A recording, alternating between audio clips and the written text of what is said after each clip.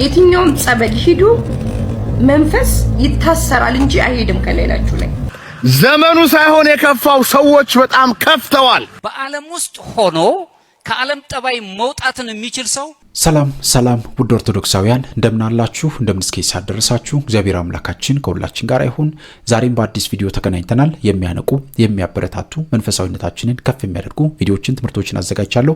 አብራችሁን ቆዩ። ወደ ቪዲዮ በቀጥታ እንሄዳለን። ሰላም የእግዚአብሔር ቤተሰቦች፣ እስቲ እቺ ሴት የምታወራውን ነገር እናድምጥና ከዛ ወደ መልሱ እንገባለን። እኔ የውላችሁ በደንብ አዳምጡኝ። በደንብ እንድታዳምጡ ስለምፈልግ ነው። የትም ቦታ ሂዱ፣ የትኛውም ጸበል ሂዱ መንፈስ ይታሰራል እንጂ አይሄድም ከሌላችሁ ላይ። ይወገዛል፣ ይታሰራል፣ አይሄድም። እውነታው ይሄ ነው። ዛሩላጅ ሂዱ። ዛሩላጅ ጋር ደግሞ ዛሩላጅ የሚባለው መንፈስ ደግሞ ሲጀመር አይታሰርም።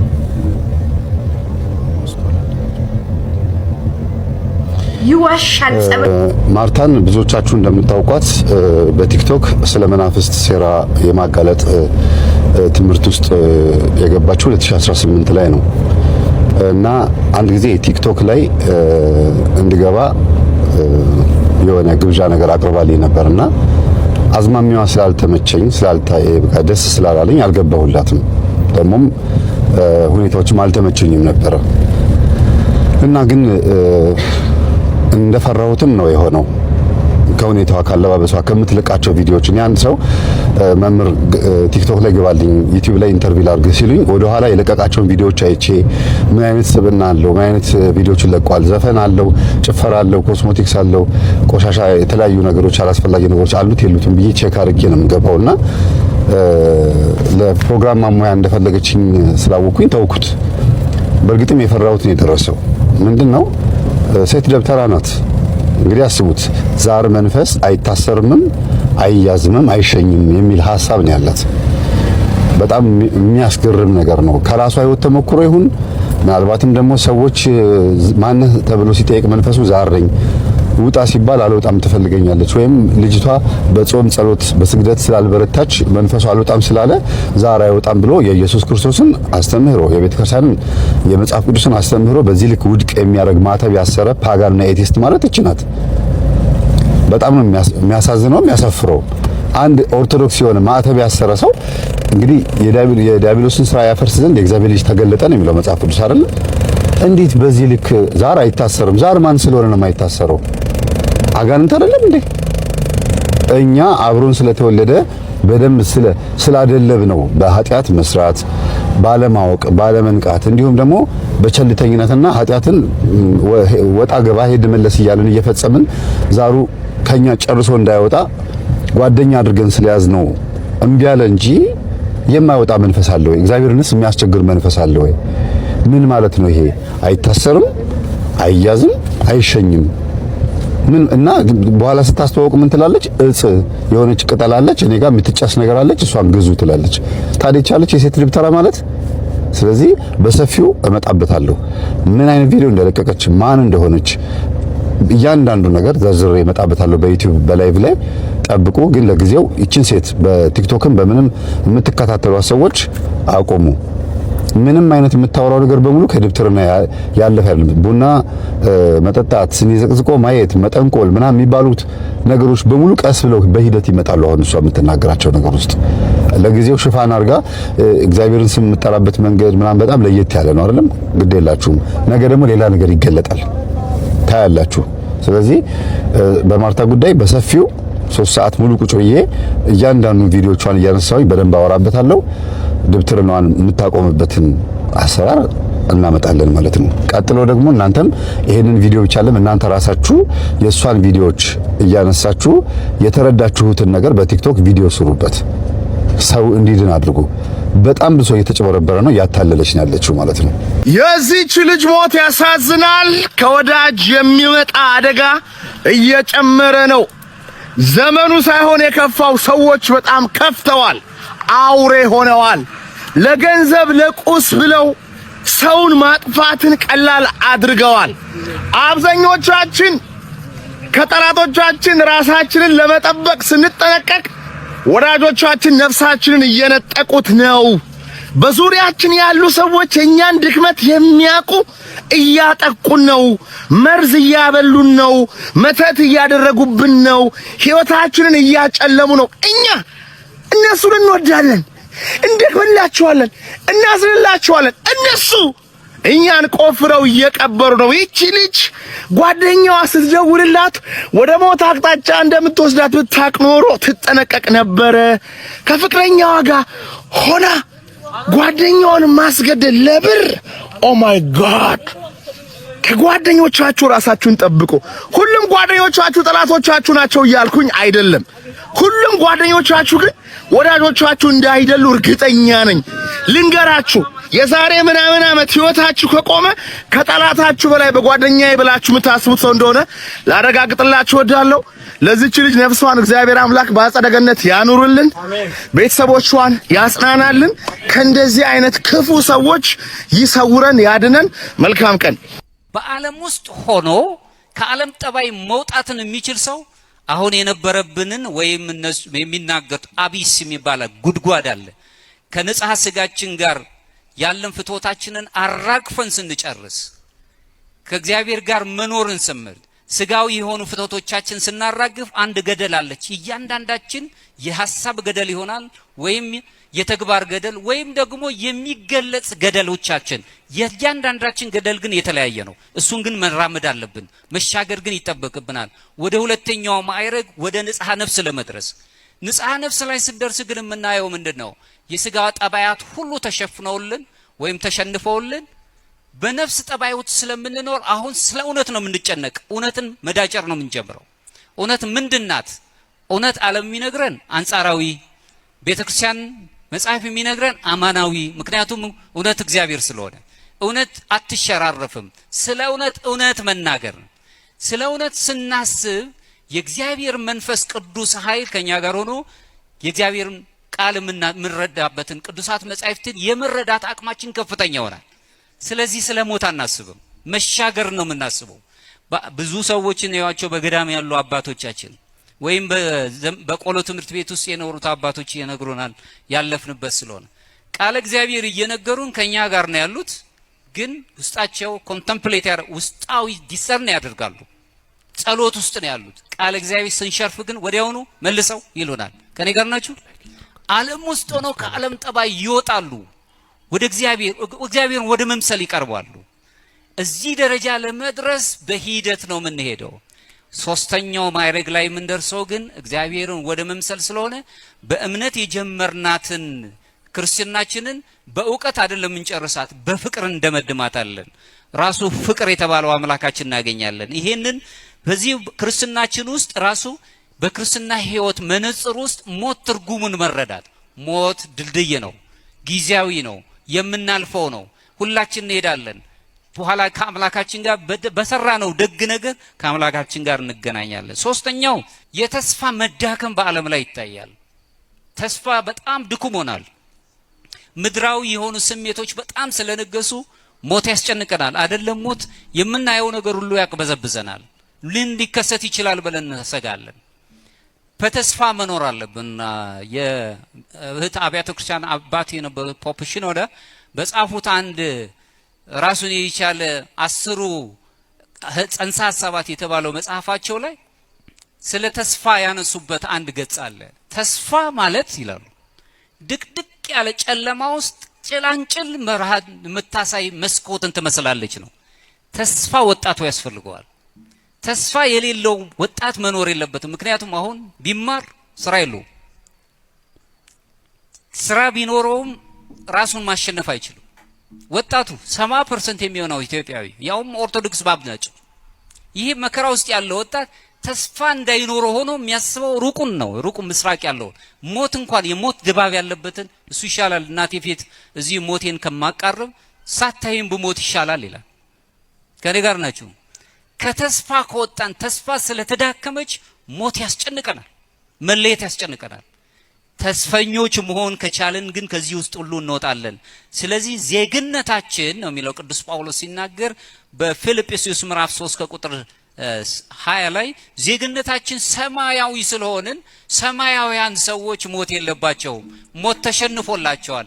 በክርስቶስ ትንሣኤ ሞታችን ሞቷል። በዚህ ያስጨንቀንም። ይሄንን ማሰብ የምንችል ከሆነ አምላካችን እግዚአብሔር ራሱ ቅዱስ ጳውሎስም ሲናገር በፊልጵስዩስ ምዕራፍ 1 ከቁጥር 23 ላይ ልሄድ ከክርስቶስ ጋር ልኖር እመኛለሁ፣ ከሁሉ ይልቅ እጅግ የሚሻውን ናፍቃለሁ ነው የሚለው። ደጋግ ሰዎች መሄድ ነው የሚናፍቁት፣ እኛ ደግሞ ሞት ያስጨንቀናል። ከኔ ጋር ናችሁ? ስለዚህ የእግዚአብሔር ሰዎች መሆን ክርስቶስ ቅዱስ ጳውሎስን መምሰል ካልን ለመሄድ መናፈቅ፣ እግዚአብሔርን ወደ መምሰል ለምንሄድበት ነገር የምንናፍቅ ከሆነ ይሄ የሞት ጥላ የሚያሽብረን አይደለም። ይሄ እንደ ጥላ ያልፋል። አሁን በሽብር የምንኖረው ዓለም ራሱ ይለወጣል። እግዚአብሔር ሲመጣ በክብረ መንግስቱ ሲመጣ ተለውጦ እኛን ተስፋ ይሰጠናል። እግዚአብሔር ይርዳል። ለዚያ ያብቃል። ክርስትና ሰተት ብሎ ዝም ብሎ የሚሮጡበት አይደለም። እስቲ አሁን እግዚአብሔር ያሳያችሁ። ቅዱስ ጳውሎስ እንዴት ያለውን ሩጫ ያለው ነው ያለ። በሉ እንጂ መልካሙን በሉ እንጂ። አቤት ግን ቅዱስ ጳውሎስ ወድቆ አያውቅም? ነገሩኝ እንጂ ያውቃል እኮ። ሌላው ቢቀር እምነት፣ ተስፋ፣ ፍቅር ጸንተው ይኖራሉ፣ ፍቅር ግን ለዘላለም አይሻርም አለ። ግን ቅዱስ ጳውሎስ ተስፋ ቆርጦ አያውቅም? ያውቃል። ተስፋ ቆርጠን ነበር ብሎ ጽፏል እሱ ራሱ። ተስፋ ቆርጠን ነበር ብሎ አንደኛ ጢሞቴዎስ ምዕራፍ 2 ሁለተኛ ቆሮንቶስ ምዕራፍ 1 ላይ እስከ ቀበጽና ለሕይወት እንኖራለን ማለትን ተስፋ ቆርጠን ነበር፣ እግዚአብሔር ግን ይህን ከሚያህል ሞት አዳነን ብሏል። ጳውሎስ እንኳን የደከመው ቀን ነበር ማለት ነው። ቅዱስ ጳውሎስ እንኳን። ቅዱስ ጴጥሮስ አልወደቀም ነበር? ነገሩኝ እንጂ እንደ በደንብ እንጂ። በምንድን ነው የወደቀው የነበረው? በክህደት። በባህር ላይ በእግሩ ያስጎዘውን እንጀራ በርክቶ ያበላውን በመለኮት ብርሃን ያስዋኘውን ጌታውን ምንድን ነው ያለው? እሱን ሰውዬ አላውቀውም። ስለዚህ ጴጥሮስም እየወደቀ እየተነሳ ነው የሮጠ ማለት ነው። ፈርቶ ያውቃል። ጌታ አሳ አታጥምድ ብሎት መልሶ ሲያጠምድ ተገኝቷል። ብዙ ቀን ቅዱስ ጴጥሮስ ደክሞታል።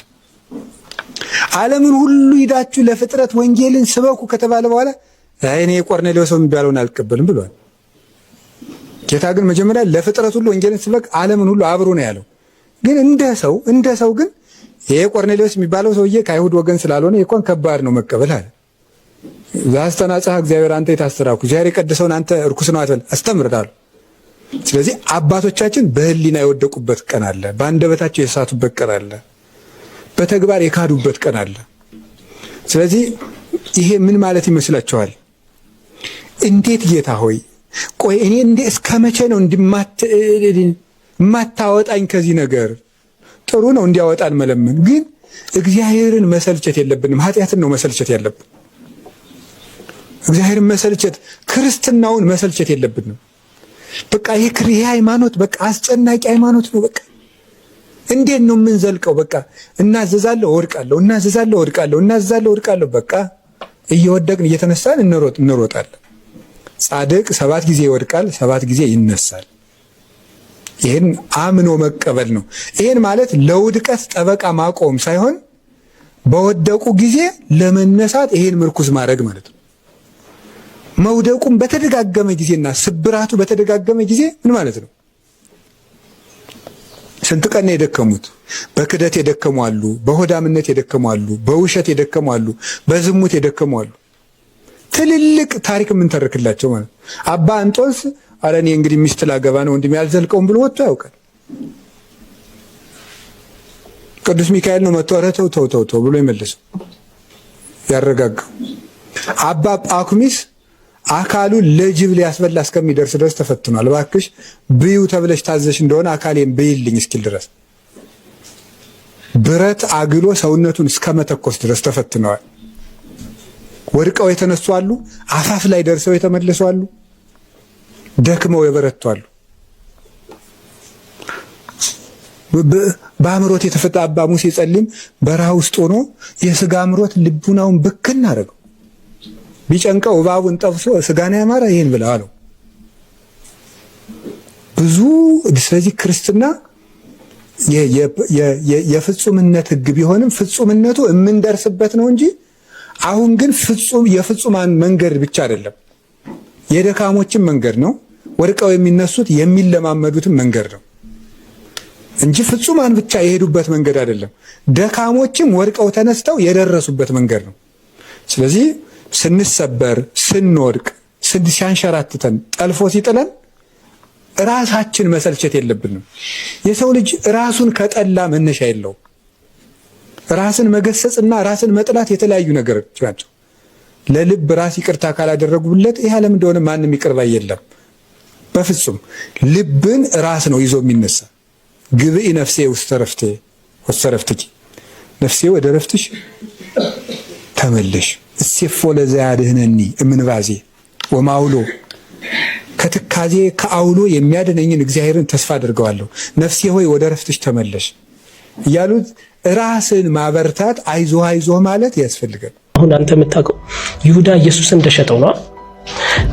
በይሁዳ ወንጌል ሚላል መጽሐፍ ቅዱስ ላይ እንዳይካተት የተደረገ የቸርች አባቶች ያስወጡት። እዛ ላይ ይሁዳ ምን ብሎ ጽፏል? እኔ ኢየሱስን አልሸጥኩትም፣ ኢየሱስ ወደ እኔ መጣና ነገረኝ፣ ሂደህ አሳልፈህ ትሰጠኛለህ። ድራማ ነገር ማለት ነው።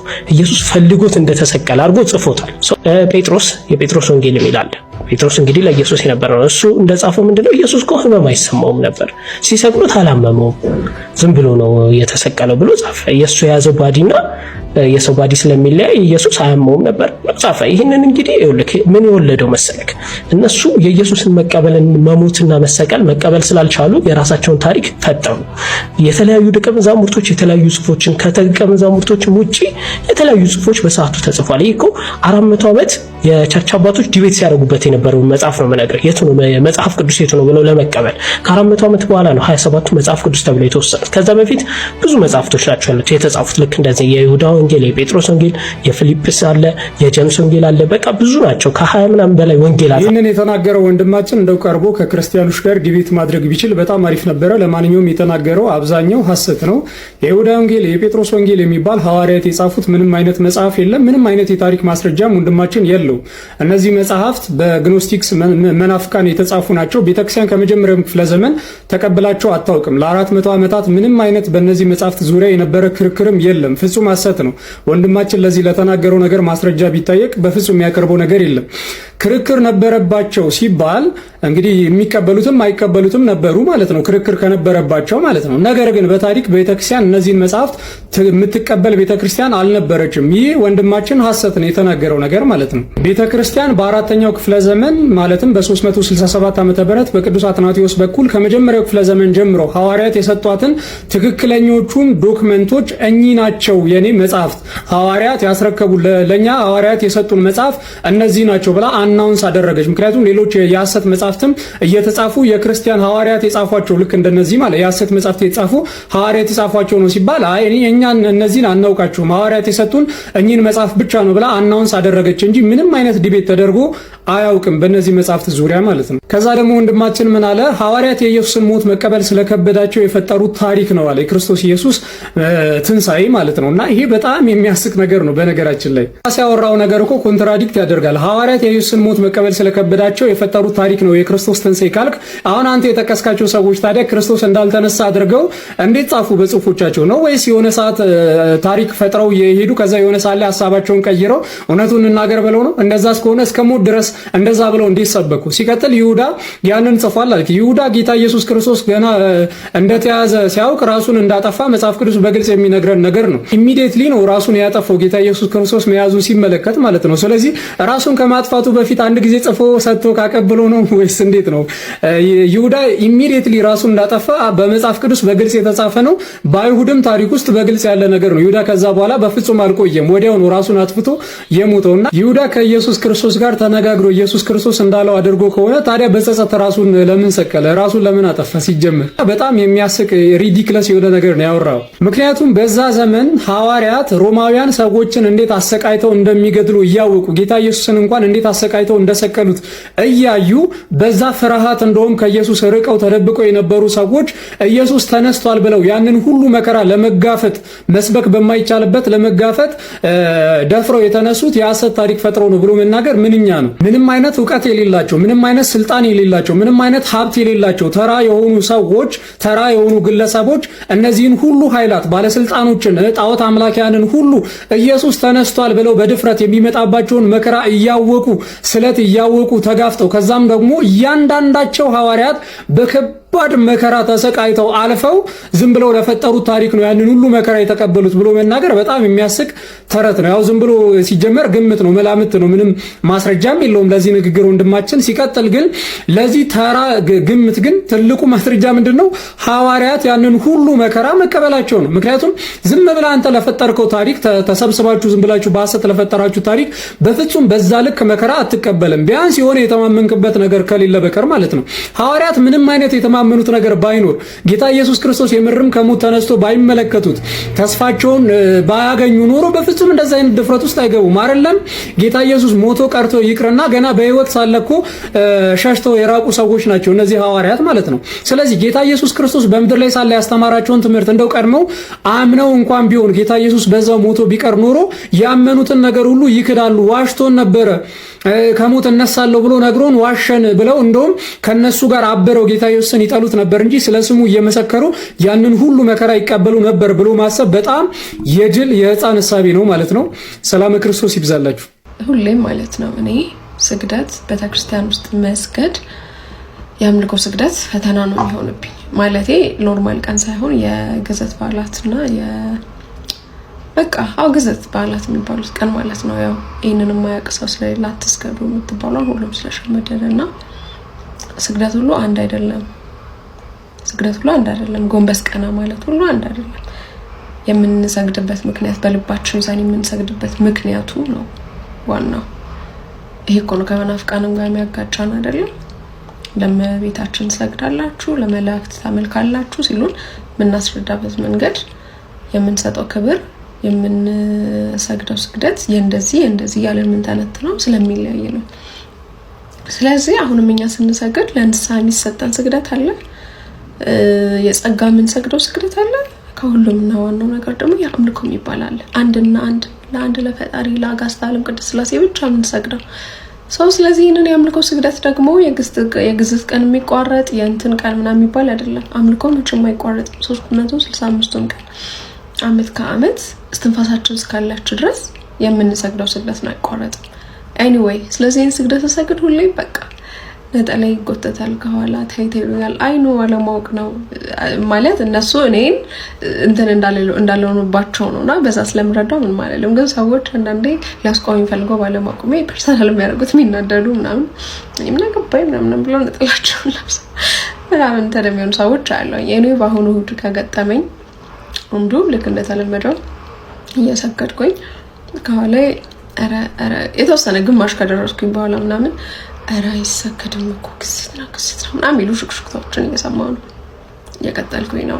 ከዛ ልክ ቅዱስ እግዚአብሔር ቅዱስ ብቻ ምለውን እንትን ብዬ የሚባል እየሰገድኩኝ ወደ መጨረሻ አካባቢ ጋር ስደርስ ልጨርስል አረ ግዝት ነው ምናምን አሉና በቃ የሆነ እንደማስቆም አይነት ነገር ትለስተል ኦሬዲ ነው ጨርሻለሁኝ። ጨረስኩኝ ስግደቴና ሶ ፐርሰናል ልጅ በቃ ማድረጋቸው አክቲቪቲዎች አድርጌ ከዛ ወንጌል ተምረን ምናምን ከዝማሬ በኋላ ወደ ጸበል ሄድ ነበርና ብቻ ስነሳሳ ቦርሳዬ ምናምን ቀይሰበስብ ከኋላ ሳብ አደረገችኝ።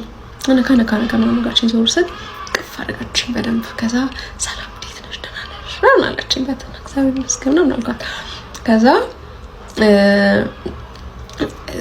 ለሌላ ጊዜ መስከር ስትፈልጊ በሰንበት ቅዳሜና እሑድ ወይም ደግሞ የግዝት የሚባሉ ቀናቶች አሉ፣ የነዛ ቀን አይሰገድም እሺ ብላ አስጨረስኳትና ከዛ ኦኬ የአምልኮ ስግደት ግን አይቋረጥም፣ ልክ ነሽ። ግን ይሄ እንደዚህ ጋር ነገርኳት። ኦኬ እሺ ካቻላክ እሺ ይሆናል እሺ እንደዛ ነው በቃ እሺ አለች። ይሄን ያላወቅሽ መስሎኝ አይ እንደዚህ ነው ተባባልን። እሺ ተባባልን። ሲሄድም እዛ እሷም ዛልትን ቻው ብያቸው ምናምን በሰላም ተለያየን። ምን ትዝ ብሎኝ ነው ከስግደቱ ዓላማ አንጻር ቀጥሎ አንዳንድ ልክ ያልሆኑ ስርዓቶች የምንላቸውን ቤተክርስቲያን ላይ ባለማወቅም በድፍረት ሊሆን ይችላል ሰዎች ሲያደርጉት የምናስቆምበት ወይም መረጃውን ይሄ እንዲህ ነው ብለን ስርዓቱን የምንነግርበት ወይ በጣም አስተዋጽኦ አለው። በጣም አሁን እኔ አላውቅም ሰኞ ቅዳሜ ሩብ ምንም አላውቅም። በቃ ስለጸጋ ብቻ መስገድ እንደሆነ መስገድ ፈልጌ እየሰገድኩ ቢሆን ሴትዮ ከኋላ ምን ሆነሻል ደግሞ አትለታመጪ ጃስ ብትለኝ ብቻ ቢሆን ነገር ታስደነግጠኝ። ከዛ በኋላ ስግደት የሚባል ቦታ ደርሳለሁ፣ ቤተክርስቲያን ደርሳለሁ እና በቃ ይሄን ቪዲዮ ካየሽ በእውነት ተባረኪ። ምን ነግርበት ወይ በጣም አስተዋጽኦ ስላለው እናቶች በመቆም አንዳንዴ መምታት፣ ማሽማጠጥ፣ ባይን መገላመጥ፣ መቆጣት ምናምን ሰዎችን የሆነ እናንተ ለቤተክርስቲያኑ ልጅ ለሌላ ሰው እንጀራ ልጅ የሚመስሉ አይነት ስሜት እንዲሰማው እናደርጋለንና ሰው በምንም አይነት በድፍረት እንኳን ቢመጣ በፍቅር በትህትና ኔክስት እንዲያስተካክል ማድረግ እንችላለንና ይሄንን አይቼ በቃ ስለታዘብኩኝ ደስ ስላለኝ ነውና ሁሌም ደግሞ ማለት ፈልግ ነበር በዚህ በአምልኮ ስግደት ጉዳይ ሁሌ መናገር ፈልግ ነበር። ካያችሁን ከዚህ በኋላ እንዳታስቆሙኝ ይሄ ቪዲዮ ከደረሳችሁ ደግሞ ባይሆንም ማሰግዱ ሰዎች ካላችሁ አምልኮ ስግደት የምታቋርጡ ካላችሁ ስገዱ። ሁልጊዜ አምልኮ ስግደት አይቋረጥም። ይልንገራችሁ ይሄ ነው። ውድ ቤተሰቦቼ በዛሬው ቆይታችን በዛሬው ትምህርቶቻችን እነዚህንና መሰል ጉዳዮችን ለመዳሰስ ለማየት ሞክረናል። በቀጣይም እንደዚሁ የሚያነቁ የሚያበረታቱ ቁም ነገር አዘል መልእክቶችን ቪዲዮዎችን ይዘላችሁ እስከምንገናኝ ድረስ የቅዱሳን አምላክ ከሁላችን ጋር ይሁን። በሀገር ውስጥም ከሀገር ውጭም ያላችሁ ኢትዮጵያውያን ኤርትራውያን ቤተሰቦቼ በያላችሁበት ሰላም እግዚአብሔር ከሁላችሁ ጋር ይሁን። በርቱ፣ ጠንክሩ። ይህንን ቪዲዮ ለወዳጅ ለጓደኛ ለቤተሰብ ማዳረሳችሁን እንዳትረሱ፣ ቻናሉን በምትችሉበት መንገድ ሁሉ ማገዛችሁንም እንዳትረሱ እያልኩኝ በቀጣይ እስከምንገናኝ ድረስ ሰላም ሁኑ። ይቆየን። አሜን።